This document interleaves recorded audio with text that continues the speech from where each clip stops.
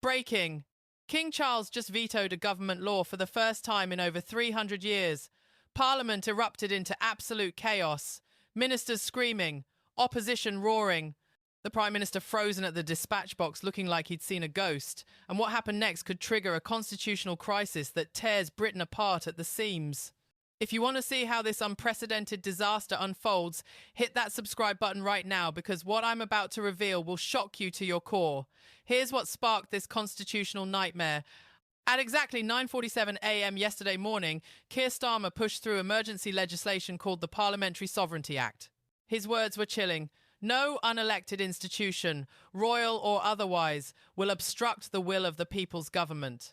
The bill would strip the crown of its remaining constitutional powers, turning centuries of tradition into ceremonial theatre. But King Charles wasn't having it. He wasn't backing down. He did something no modern monarch has dared to do since 1708. He refused royal assent. He killed the bill dead. His exact words were devastating. Standing in the throne room at Buckingham Palace, surrounded by privy councillors who looked absolutely terrified, Charles spoke with a steel in his voice nobody had heard before. "I have considered this matter with the gravest concern," he declared, his hands trembling slightly but his voice rock steady.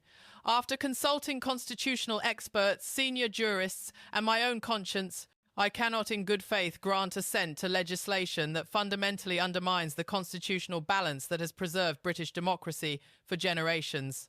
The response was swift and catastrophic. Within minutes, Downing Street issued a statement calling it an unconstitutional power grab.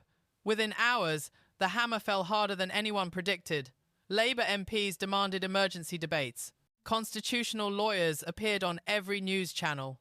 Twitter exploded with hashtags trending worldwide, and inside Westminster, according to sources who were actually there, absolute bedlam broke loose. But wait, because there's something else happening here that nobody's talking about yet. Behind the scenes, senior civil servants at the Cabinet Office have been warning about this collision for months. Documents obtained by investigative journalists show that as far back as January, permanent secretaries were raising red flags about Starmer's constitutional ambitions. One memo, marked secret eyes only, described the Prime Minister's attitude toward royal prerogatives as alarmingly dismissive of historical precedent. Another senior Mandarin reportedly told colleagues that Starmer viewed the monarchy as an obstacle to modernization that needed removing. These weren't casual observations. These were official warnings that went straight to the top of government and were completely ignored. The civil service, traditionally neutral and silent, was so alarmed they broke protocol to sound the alarm. That alone should tell you how dangerous this situation had become. Meanwhile, British veterans who fought for this country, who bled for these institutions, are watching their sacrifices mocked in real time. James Patterson, a 72-year-old Falklands veteran from Portsmouth, told reporters with tears in his eyes that he didn't recognise his own country anymore. "I served the Crown and Parliament together," he said, his voice breaking. "I never thought I'd see the day when our own government would attack the very foundation of what makes us British, while Labour ministers who've never worn a uniform, who've never risked anything for this nation, enjoy their taxpayer-funded salaries and expenses. We're talking chauffeur-driven cars, subsidised restaurants, second home allowances totalling hundreds of thousands of pounds. The contrast is so stark, so absolutely devastating, that even lifelong Labour voters are saying, enough is enough." Polling data from this morning shows 68% of Britons over 50 believe Starmer crossed a line that should never be crossed. And here's where it gets really interesting. The timing of this entire crisis wasn't accidental. Multiple sources confirm that Starmer deliberately chose this moment to force the confrontation. Why now? Because international attention was focused elsewhere. Because Parliament was due to break for recess in 2 weeks. Because he thought he could ram through radical constitutional change while the country wasn't paying attention.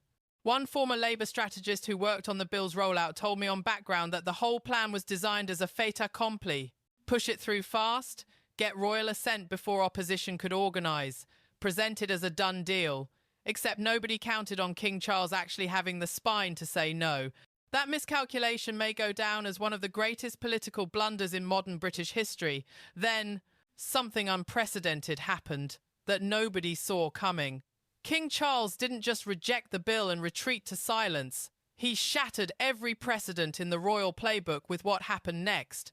At 2:15 p.m. yesterday afternoon at St James's Palace, he delivered an address to the Privy Council that was immediately leaked to senior journalists. The monarchy exists not to wield power, Charles declared with extraordinary passion, but to safeguard the constitutional balance that prevents any single government from claiming absolute authority. Palace insiders reveal he spent 3 sleepless nights consulting constitutional scholars, reading legal opinions, and agonizing over a decision he knew would change everything. One senior aide, speaking on condition of anonymity, described the king as deeply conflicted, but ultimately convinced that surrendering this final check on government power would betray his coronation oath. The optics are absolutely catastrophic for Starmer. Here's a man who swore loyalty to the crown now being publicly rebuked by that very institution. Here's a prime minister who campaigned on unity now fracturing the delicate constitutional settlement that's held Britain together through wars, depressions, and political upheavals. The domino effect started immediately and it's still cascading. The pound sterling dropped 1.8% within an hour of the royal veto. That's £2.3 billion wiped from Britain's currency value in 60 minutes. Political analysts describe it as unprecedented market panic. Within Parliament itself, the fractures erupted into open warfare. Conservative MPs cheered so loudly that Speaker Lindsay Hoyle threatened to clear the chamber. Reform UK's contingent stood and applauded for 90 seconds straight. Labour backbenchers sat in stunned silence while frontbenchers frantically checked their phones for guidance that never came. Internationally, the reaction was seismic. Canada's Governor-General issued a statement praising constitutional monarchy as essential to democratic stability. Australia's opposition leader called it a warning to governments everywhere that traditions matter. Even American constitutional scholars weighed in, with Harvard professor Lawrence Tribe tweeting that Britain's unwritten constitution was proving stronger than many written ones. On social media, #DefendTheKing trended #1 globally for 6 consecutive hours, over 4 million tweets. Protests erupted across 17 British cities. In Manchester, 5,000 people gathered in Albert Square, waving Union Jacks and demanding Starmer resign. In Edinburgh, crowds blocked Princes Street, chanting support for constitutional monarchy. But that's not even the worst part. Financial markets aren't just reacting to constitutional uncertainty. They're pricing in something far more dangerous: the complete breakdown of political stability in Britain. Investment banks have started issuing warnings to clients about UK exposure. Goldman Sachs downgraded British government bonds. Morgan Stanley advised moving assets to safer European markets. We're talking about the kind of capital flight that typically happens in banana republics, not G7 economies. Business leaders are privately expressing alarm that Britain is becoming uninvestable. One FTSE 100 CEO, speaking off the record, said his board is now seriously considering relocating headquarters to Dublin or Amsterdam because they can't operate in this level of political chaos. The economic consequences of this constitutional crisis could dwarf the immediate political fallout. We're potentially looking at recession-level impacts if this situation doesn't stabilise fast. Inside number 10 Downing Street, witnesses describe an atmosphere of complete and utter panic. Ministers are having screaming matches in corridors. Deputy Prime Minister Angela Rayner was allegedly seen throwing a briefing folder across her office after a particularly brutal phone call, with a Labour donor threatening to pull funding. Chancellor Rachel Reeves was overheard telling a colleague, "This is a disaster we cannot spin our way out of." WhatsApp groups with names like Starmer Survival Strategy are lighting up with frantic messages. Senior MPs are openly discussing whether the Prime Minister can survive the week. The rebellion isn't coming from the usual suspects anymore. This is the mainstream of the party starting to fracture. Home Secretary Yvette Cooper refused to defend Starmer on BBC Newsnight, offering only a terse, "The government is reviewing its options." That kind of non-answer from a cabinet minister is political speak for, "I'm preparing my leadership campaign." Sources inside Labour headquarters describe Starmer as increasingly isolated, increasingly paranoid, convinced that enemies are circling. One former advisor told journalists that the Prime Minister looked genuinely shell-shocked, unable to comprehend how his masterstroke legislation turned into career-ending catastrophe. And then there's the question nobody in the mainstream media wants to ask. What if King Charles knew exactly what would happen? What if this wasn't a defensive move but a calculated offensive strike? Think about it. Charles has been preparing for kingship his entire life. He's spent decades studying constitutional law, building relationships with legal scholars, understanding the levers of power that exist beyond public view. Some palace watchers believe he saw Starmer's bill coming months ago and prepared a strategic response designed not just to block the legislation but to destroy the Prime Minister's credibility permanently. One constitutional historian I spoke with suggested that Charles deliberately allowed the bill to proceed through Parliament, watching it gather momentum, letting Starmer commit fully to the confrontation, and then struck at the moment of maximum political impact. If that's true, if Charles played Starmer like a chess grandmaster sacrificing pawns to deliver checkmate, then we're witnessing a level of royal political sophistication that hasn't been seen since Queen Elizabeth's most masterful moments. But here's the layer that could destroy what's left of Starmer's authority completely. Leaked documents that appeared on Guido Fawkes' website this morning show Labour's own legal advisers warned Starmer 3 weeks ago that forcing this confrontation was constitutionally dangerous. The memo, allegedly written by the Attorney General's office, explicitly stated that provoking a royal veto would create a crisis with unpredictable consequences. If these documents are real, and if they show what multiple sources are now confirming, then Starmer knew exactly what he was doing. He deliberately engineered this confrontation. Think about what that means. He wasn't blindsided by the king's decision. He wanted this fight. He calculated that attacking the monarchy would rally his progressive base and make him look strong. Instead, he's united the country against him and made King Charles look like the defender of British democracy. The optics of that would be absolutely devastating for any leader. For a Labour Prime Minister, it could be terminal. Meanwhile, Nigel Farage is positioning Reform UK as the party of constitutional stability. While Starmer rages and Labour implodes, Farage appeared on GB News, speaking with calm, measured authority. "We respect our institutions," he said, choosing every word carefully. "We respect the constitutional settlement that made Britain great, and we will never, ever attack the Crown to score cheap political points. The polling tells the story nobody in Westminster wants to hear." Reform UK has surged to 28% in the latest Savanta survey. That's a 6-point jump in 72 hours. Labour has crashed to 24%, losing ground in every demographic except the under-30s. The Conservatives sit at 31%, positioning themselves as the sensible alternative to chaos.